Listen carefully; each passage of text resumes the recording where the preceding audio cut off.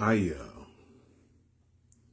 shouldn't have to opine, but I have seen a lot of back and forth about Jamal Bryant's, Dr. Jamal Bryant's, let me take that properly, Dr. Jamal Bryant's wife, on whether her doctorate is real or it's fake.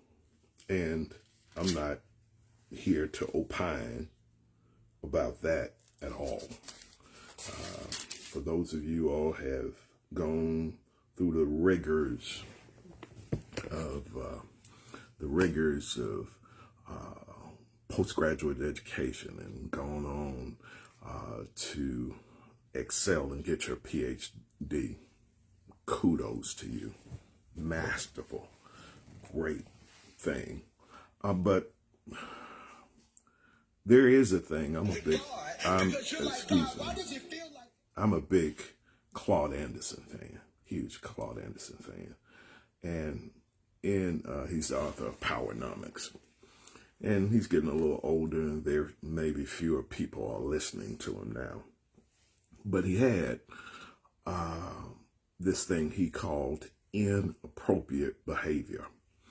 And with his inappropriate behavior, he was talking about behavior that does not correspond with the times that we're living in. We're living in a crisis moment as Black people.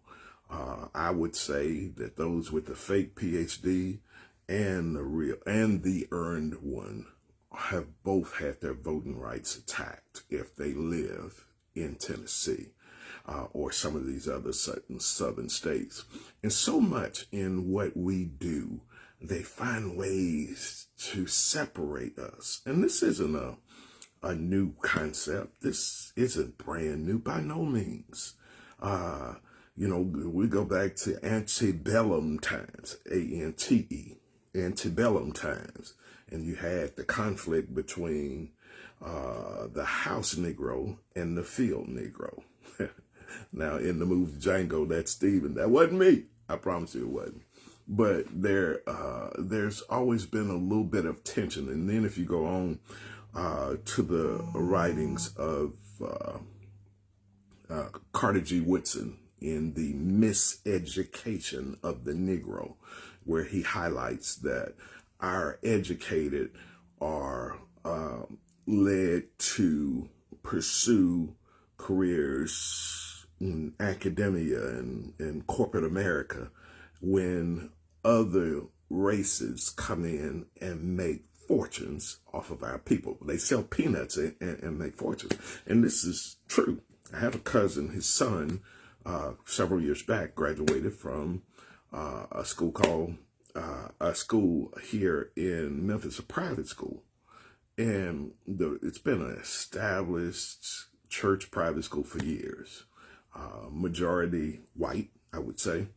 And even though the school is loaded with those with East Memphis money and hierarchy and legacy and maybe just a few blacks here or there, his son commented that the kids with the nicest cars on campus were the kids of the foreigners who own stores in the Black community. Now, isn't that what? And their parents were store owners. Now, isn't that what Carter G. Woodson told us back in the day? So there are, if we go into W.E.B. Du Bois' Talented Tenth, or we go into the Bibles, to whom much is given, much is required. There's always, you owe. I mean, you owe a little bit. It's not just about you.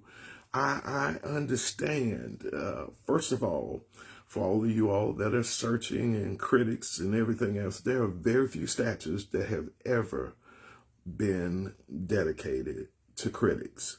For those of you that are heresy hunters, that you want to find the heretic and expose them, I have seen that lead into $1 million ministry, but it lasts so short. Because what are you building? It's my hope that all of you learned folks would help Build our people. We need you. We don't need there to be a class between the elite and the black. All of us are in a heck of a mess at this moment. I also studied for a season the writings of Howard Thurman and Benjamin Mays. Howard Thurman often waxed eloquent about the community of the beloved, and Benjamin Mays always kind of warned about how the black elite had a responsibility to those to those that are lesser than in their community. I know if this man's wife's PhD is fake as it can be, is that our main concern in this moment? So you exposed her. She's still married to a man that whether you like him or not, he manages to generate attention. He manages a very large following. He's still, and he's definitely educated. Should that be our priority when our voting rights are being said? And now they got people that are enemies of our people that are bold enough to even talk about the 14th Amendment. And that's the taking of our rights to vote. Is that appropriate behavior? And a couple months back, I heard a great speaker. He's not of my denomination, and he's television preacher also. He was a television preacher, but he has a church of some note with multiple locations. But I heard him, he said he just loved to hear a black seminary trained preacher that has a little bit of a holler. And that's his preference and his ultimate right. But he gave his list of preachers that he said were the greatest black preachers ever. And one name was missing. That was that of G.E. Patterson, the Bishop G.E. Patterson. Now, I have an affinity for him. You don't have to name him in anything. But he's the only person that I know that's been gone for 19 years with black skin that's still on television. Do you know any? He's the only one that I knew borrowed upwards of $10 million on a signature and a nicely funded CD. No mortgage on the building. He's the only one that I know that didn't have but maybe a year of Bible college. And yet people talk about him even to this day, 19 years after his death. So look, I worked with a guy that's not black, but this is early 90s. I'm still in the car business. I worked with a guy and he broke verbs and did everything. And he said, Steve, do you want to see my check? Oh, man, he had some good months. I know, whatever. So he shows me his 1995 check. It's the end of April. And his YTD was 140 and some change. So you think in 1995 money, I know that may not be anything, maybe a lesser sort now, even though I think he lived very greatly, even at that nowadays. But that was in 95. And here he is. He doesn't have an MBA. He wasn't learned. He found his living in sales. I know guys right now in sales. They're making multiple hundreds of thousands of dollars in the business. And yet, most of the black elite would look down on the black salesperson.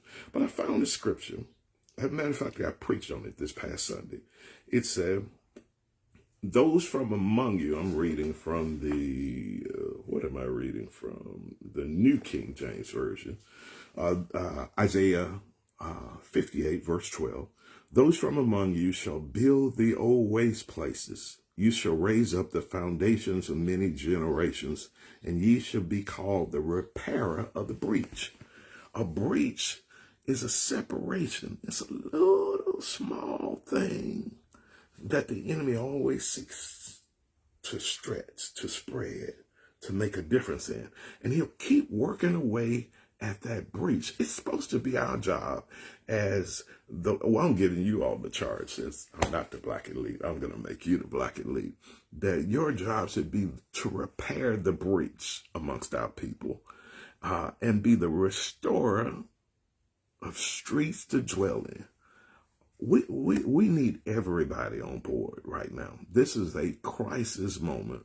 And for us to be thought of as a serious people, we're running down this man's wife's credentials at a time when our voting rights are being stripped.